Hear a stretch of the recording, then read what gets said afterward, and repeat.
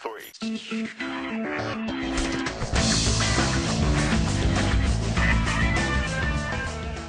Hey everybody, welcome to the Idiomatic Top 3. With Nicholas, I'm the video game correspondent for Idiomatic. And I am Dimitri, editor-in-chief of Idiomatic.com and movie critic. And what are we doing a top 3 about today? Top 3 media that were ahead of their time, and that probably failed because of it. Is it media or just pieces in the media as well? Because Could be pieces in the media. yeah, okay, because otherwise the list I prepared completely void. Yeah, pieces in the media. That's what I meant. It's hard when you have like video games and books and stuff like that. How do you define all of that, in one word? Top 3, form of intim is also wrong. Top 3 stuff. Stuff that was ahead of their time. Yeah. And that probably failed because of it. Yeah, no, and what we mean by that is, we use the term ahead of its time all the time just to mean it's really good. Yeah, Like, sort of the way people use the word transcend just to mean it's good. I know. If you say, like, a good movie, Gone with the Wind was ahead of its time, you're saying that when we've reached today, we have barely the technology and the know-how to pull off Gone with the Wind. Yeah.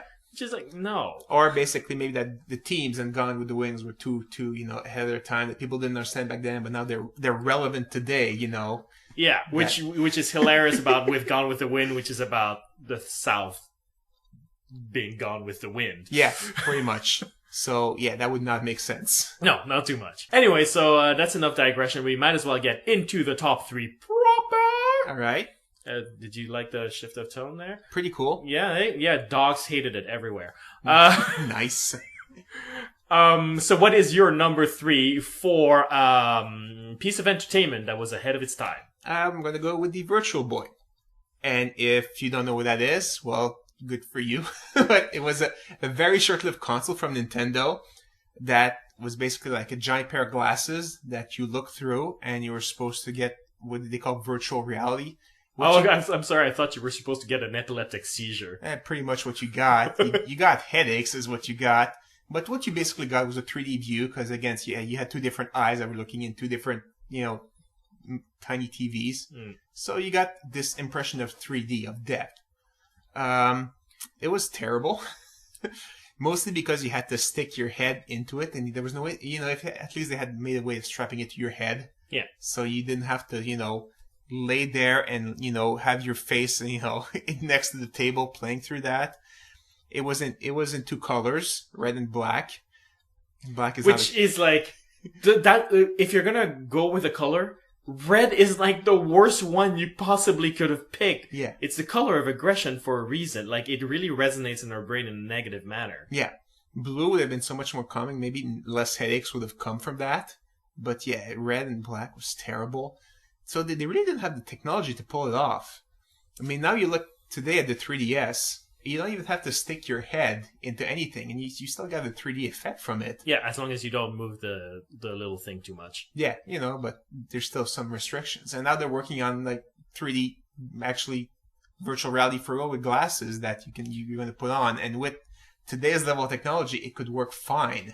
Well, yeah, we've previously had on the top 3 a guest, Phil, yeah, who talked to us when he did expository dialogue about the Oculus Rift, yeah, which is like, so that's where they're headed now. And I trust the Oculus Rift a little bit more than I trusted the Virtual Boy back in the early 90s. Yes, I know. Again, it was them experimenting, but I don't know, nothing really came of it afterwards. The 3DS uses a completely different technology. So I know Nintendo likes to experiment like that. But that was just, pretty much was a dead end for them. Yeah, it's a great idea. But I think they were completely unrealistic about what they had achieved with that idea. Yeah. And I think a little bit it's their fault. Like, I think to a certain degree, this was the day where the top of the technology for Super Nintendo was the FX chip. The FX chip. Now, we've, back then, I don't know if people remember this, but the first game that came out with that was a racing game, and then Star Fox. Yeah. And they both looked like shit and gave you headaches. Yeah. Now, if that's the best you can do, is give you headaches, do you really want to stick that about 2 centimeters from your eye? Yeah. And I just revealed myself a Canadian. I said centimeters instead of inches. So there you go. You revealed yourself as not an American. No, it was a bad idea. Yeah. No, that's not true. It was a good idea. It was a completely unrealistic evaluation of what they'd achieved. Indeed. That's a good way of putting it. Yeah. So what is your number 3? My number 3 is a television show. All right. It's a Chris Carter television show. Chris Carter, the creator of The X-Files. Of course. And he created a show called Millennium starring Lance Henriksen. He's always awesome. He is always awesome. And he was already awesome back then. So his casting Lance Henriksen was not ahead of its time. Okay, nice.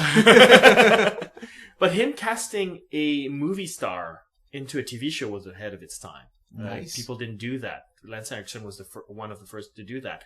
In fact, Chris Carter had trouble sending Lance Henriksen scripts for Millennium because the agent would block it. Because he was like, my client does movies, not TVs. Stop insulting him. That's crazy. Yeah, because that's how it was back then. And so the way Chris Carter did it is he slipped the screenplay for the pilot of Millennium under the door of Lance Henriksen's trailer when he knew he was filming a movie in the area. And that's how Lance Henriksen got a hold of it, and he sort of looked at it, loved it, and accepted the role, even though that wasn't done before. That's crazy. So that's one way it's ahead of its time. But it was also a failure. Yeah, I figured that's not why it failed, because it's Lance Henriksen, so there has to be another reason why it failed. Yeah, no, I think Lance Henriksen is the reason why it got 3 seasons. Nice. Nice. But it was 3 seasons with very low ratings. And now, having said that, I love the first 2 seasons. I love them. The show is about a guy investigating serial killers, essentially is what it is. And then it goes into a little bit of supernatural stuff because he has an instinct for it, if you will. Okay. And he can piece together things almost like he has flash visions, but you could also argue that it's just his reasoning. So yeah. It's either or. And then it fell into some stuff about religious cults and blah, blah, blah. Of course. Which, yeah, I mean, I like the stuff. Yeah. But, yeah. But here's the thing. It didn't work because it was a little bit too violent for the times. It was we're talking about serial killers. It's really depressing. It's really intense. And of course, why I consider it ahead of its time on that level is because, well, Criminal Minds is exactly the same premise, beat for beat. I know. And it's on its 97th season or whatever. Wait a second, 97, so it wasn't ahead of its time. Exactly. It has 10 seasons per year, okay? Yeah, okay. But that thing will not die, And Yeah. then we have Hannibal, the TV show, which people are loving. Not great in the ratings, mind you, but which is about a profiler for serial killers who has this great instinct that he can piece together through empathy what the killer is thinking, which is exactly what Frank Black's doing. Yeah. No. I know that Hannibal is based on novels that came out before Millennium, so I'm not saying that one ripped off the other. I'm saying that people love this thing today, but didn't love it yesterday. So that's weird. It's weird. I wonder if the time changed. I don't know why. I don't know, after 9/11 or something. That's right, I played the 9/11 card. But I don't know. You think it's just a progression of people getting more and more tolerant about level of violence on their TV. Yes, I think that's exactly what it is. At least partially. I think the climate during the Bush years and the people's aversion to what the U.S. was doing in Guantanamo Bay opened doors to a lot of artists wanting to talk about torture. Okay. And that meant that torture would appear in the media from that point on. Oh, wow, that's interesting. And so you had a lot of movies about torture, about police brutality, all of that coming up. Horror went through a phase that people called torture porn. Yeah. And a lot of pundits go how dare the horror fans love this stuff? No, the reason why torture appeared in horror is because torture appeared in real life. Yeah. And people wanted to talk about it. That makes sense. So, but the result is that level of violence just increased in the media, in the aughts, just in one shot. And so now it's on TV. Yeah, it's pretty much acceptable. When you're talking about torture, when you kind of step down when you go to the level of serial killer, almost. Exactly. It's okay, I can see that. So I think that's one of the reasons. The other thing about Millennium is that it was a very demanding show intellectually because every killer was a theme about a societal ill. Sort of Okay. like horror movies are actually. The episode names reflected like there was one that was called Beware of the Dog, and it wasn't a dog killer at all. Like that's not what it was. Okay. But what it was is about the false sense of security that we have about putting stickers like that on our doors, Yeah. and why as a society we feel like putting stickers like that.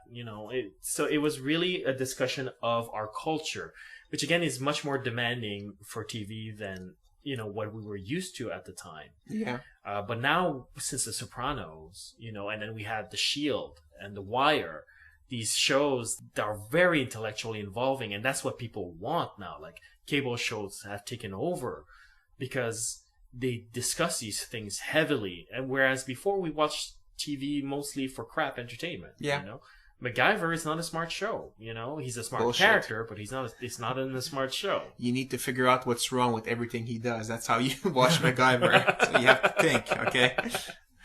But we didn't watch, Yeah. we didn't watch the A-Team because it engaged us intellectually. Yeah. That's not what TV was for. Yeah, it's true. And The Sopranos changed that, and now people are getting intellectually involved with their TV. And I think Millennium was, again, to repeat the theme of the show, ahead of its time on that. Okay.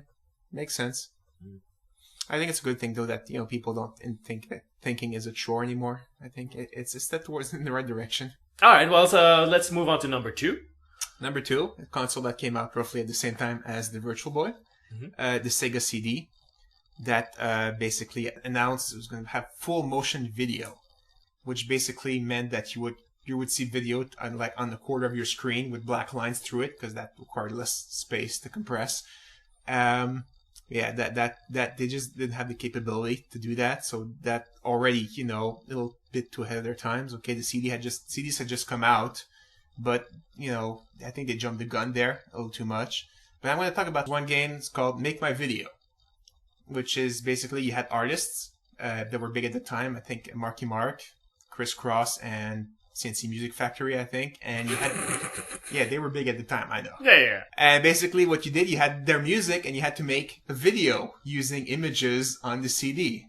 And you think, well, that's kind of lame, but that's basically what everybody does now on YouTube with their favorite song. They have their favorite song and, I don't know, a TV show they watch, and they combine the two and they make a clip of, the TV show with their favorite song. So that's pretty much a huge world on YouTube of people doing that, which I think is fascinating that now it's great to do, but back then, Make My Video, no, that's silly. Why would I want to make a video of somebody else's song? That's stupid. Sega CD was huge on essentially integrating video into things and giving you video scenes into the video game. And, that's the precursor to cutscenes, if you will. Yes. And it's ahead of its time on that level as well, I find. You're right. Not in a good way, though, because I fucking hate cutscenes. I don't know. Cutscenes are good, short ones. Yeah. Because they help move the story along. When they take too long, and you almost have to add a mini game to the cutscene, so it's so boring. It's like, that's too much.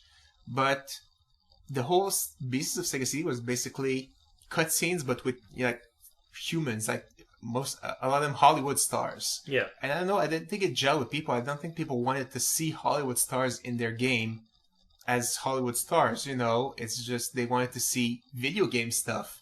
Which is weird because now you're actually scanning Hollywood stars to put them in your video game. So I guess what we want Hollywood involvement, but we don't want to see them on screen. We want to sort of see them on screen. But it was weird because after the Sega CD, that just died down completely, and it took like maybe a decade for it to just start popping back up again. I think they're too expensive. I think now that video games are making enough money to justify that type of expense, they can do it again. But I think back then they realized we paid a lot of money for these stars and it didn't pay off. Like that's a considerable loss, You're right. But I think their mistakes was more than just people not wanting it. I think the problem is we want to see those stars into actual cinema. I mean, the thing with video games today is that they're cinematic. Like those cutscenes are involving on a narrative level. I don't care for them because that's not what I go for a video game for. Because for me, what happens is that you get this involving 5-minute scenes that involving to a certain degree, because mostly they're shittily written, but that's between you and me. Yeah. But even if they are at least visually involving, then it stops and there's like, oh yeah, right, I was playing something and I gotta do stuff. Yeah. I think it's a contrary experience. That's my opinion. Okay. But back then, the Sega CD, they didn't have even that. Like, they had like these amateur filmmakers. They were probably the programmers who were given a camera to supplant, and they didn't go to film school. They don't know what they're doing. It's not their fault. They're good at programming stuff. And they're like, yeah, do stuff. And I'm like, no, that's not how you film a scene, you know? Yeah. Say your line, and like he's speaking to the camera straight up like it's on a video phone. And it's like, yeah, that's not cinematic. That's not interesting to watch. I guess, yeah, production level, because they didn't know what they were doing, I guess. Yeah. It was all new to them. So what is your number 2? My number 2, now I was really hesitant because in my heart, what I'm about to list as my number 2 should be the number 1. Okay. But, yeah, you know, we're also making a show, and the truth of the matter is, I think it would be more interesting to end on the other number 1 that I have. That makes sense. But I'm going to go with Lawrence Stone's The Life and Opinions of Tristram Shandy, Gentleman. Okay. A really long title for a book, as you can imagine. Yeah. But that's on purpose, because the whole book is about this verbose motherfucker called Tristram Shandy who decides that I'm going to write my life. Okay. Starting from the beginning. And because Lawrence Stern was dying at the time. Okay. And it was his way of sort of trying to deal with that, the finality of death, and sort of counter it with humor, because this dude, Tristram Shandy, his character, is going, okay, well, I was born on this, da, da, da. And then like halfway into the first chapter, he goes like, so that's how I was conceived. I realized that I haven't even gotten to my birth, and I already have 6 months of my life that have passed, and so 6 months more that I'll have to write about. And the whole book is that joke, as that the more he goes along, the more he has to write, and it's pretty frustrating to him. Nice. It's hilarious, and it's full of self-referential stuff, obviously, because he keeps stopping the narrative to comment about the process of writing. You know? Yeah, okay. And sometimes, and the joke is that Tristram Shandy is not a very good writer. Okay. So sometimes he doesn't know what the words to say is, and he has a concept in his head, and so he'd go like, so my uncle explained the meaning of life, and, well, imagine this line, and then you turn the page, and there's like this really squiggly line, and goes like, so that's how life goes, essentially. You're like, that doesn't mean anything, it's hilarious. Nice. So the whole book is like that. There's drawings in it, and what it is postmodernism. It's the idea that that the written word can't be trusted. Okay. And that's something to be celebrated, and that there's not necessarily such a thing as objective truth so much as there is the narrative that is our lives. Okay. And this book was written in 1759. Wow. That is a full century and a half before modernism, not postmodernism. Modernism even rear its head. That's crazy. And it's about 2 centuries and a half, a little bit less than that, before postmodernism really became a thing in literature. This dude was 2 centuries ahead of his time. That's crazy. And it did get accepted, you know, was it well received by the... It didn't do badly, but if I say Lawrence Stern, Tristram Shandy, like you as somebody, you don't go like, oh, that's a great literary classic. You don't, you know? Never heard of it. Exactly. It's only now surfacing because its ideas are now being embraced in literature. So it's only now that people are sort of like, that novel got something that, but before that, it was a book that was out there.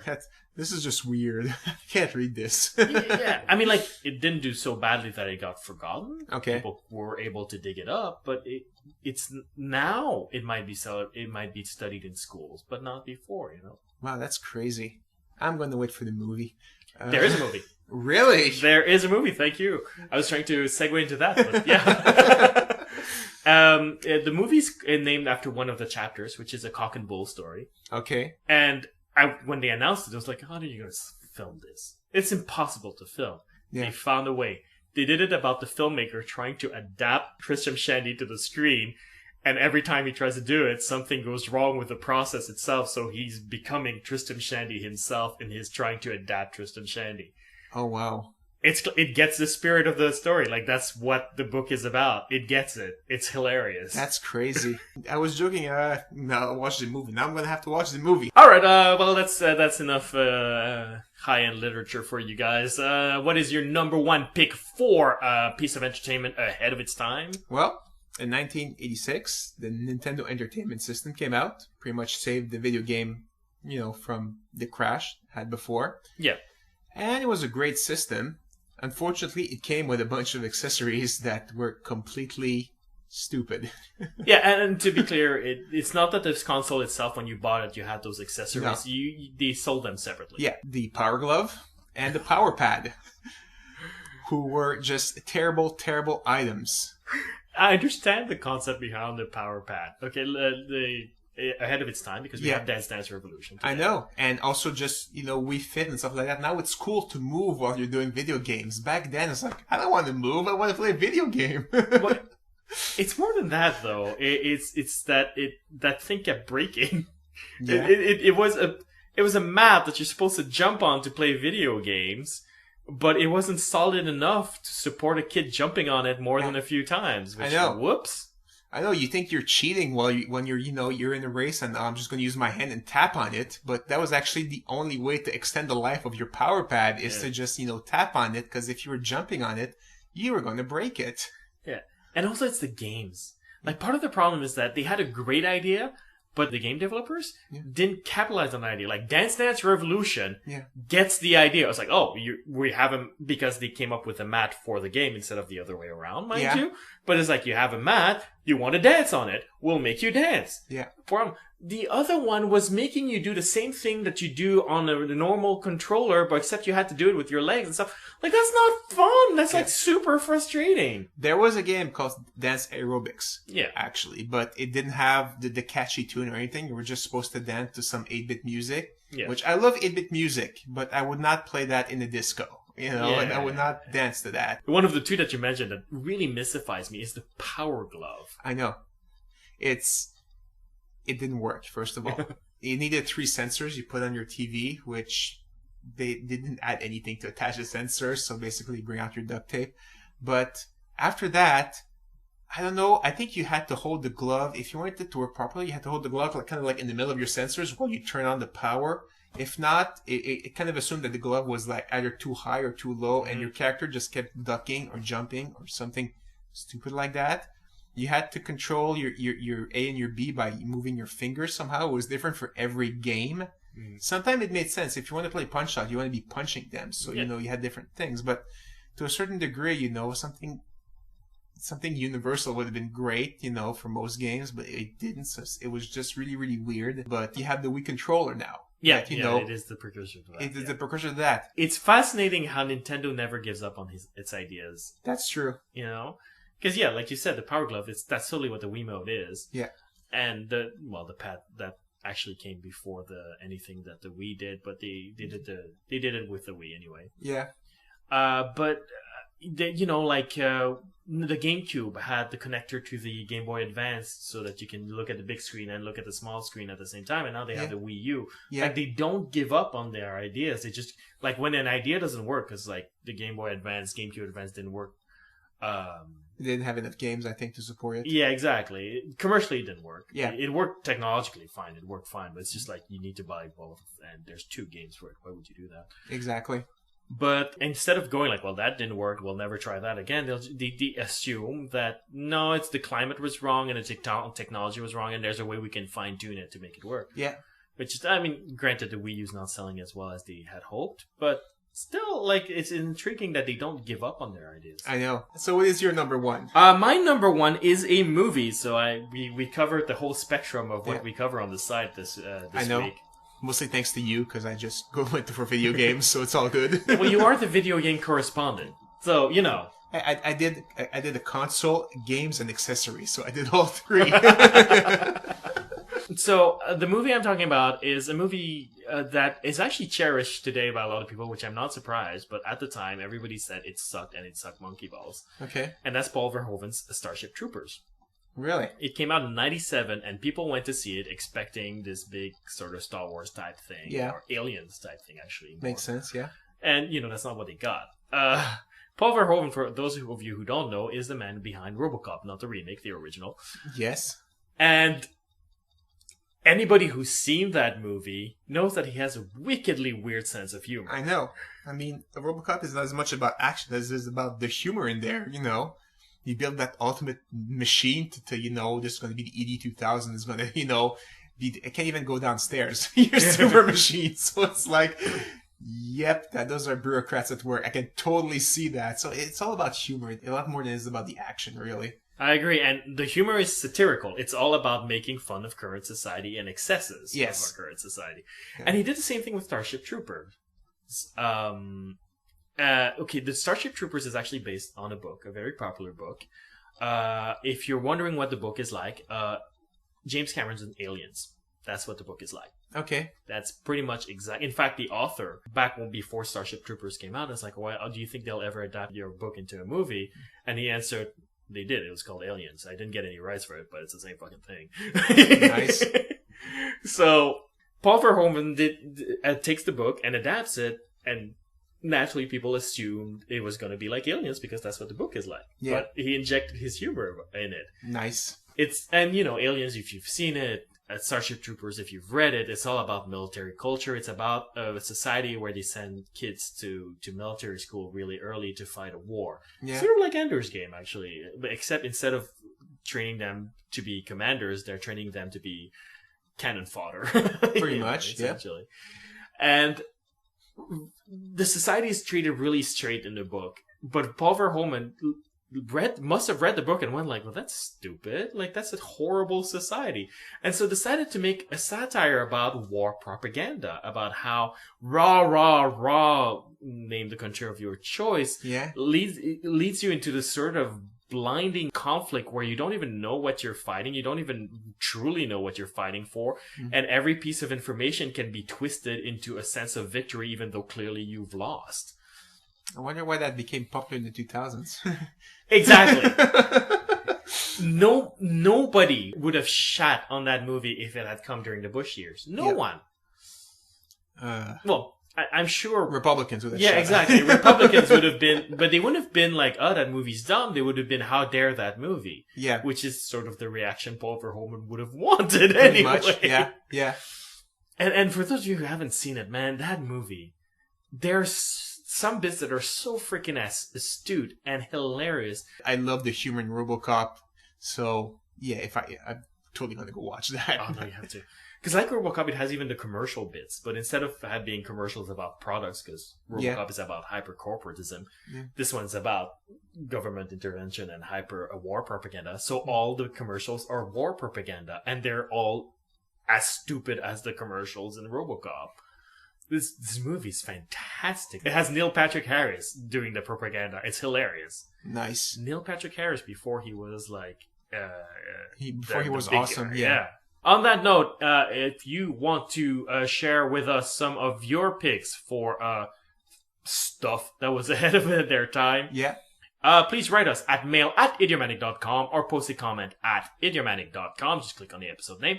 We're also on Facebook. We're also on Twitter. We're also on iTunes.